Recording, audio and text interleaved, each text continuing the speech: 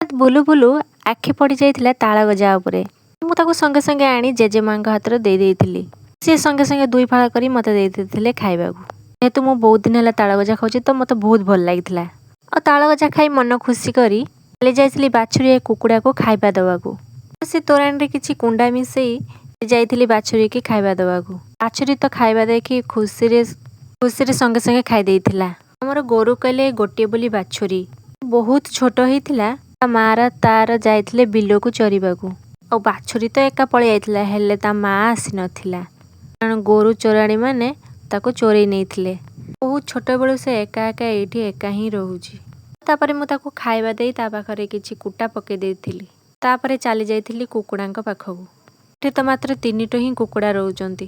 ଖାଇବା ଦେଇଥିଲି ଆଉ ଦେଖିଲି ପାଣି ନାହିଁ, ପାଣି ବି ସେଥିରେ ଦେଇ ଦେଇଥିଲି।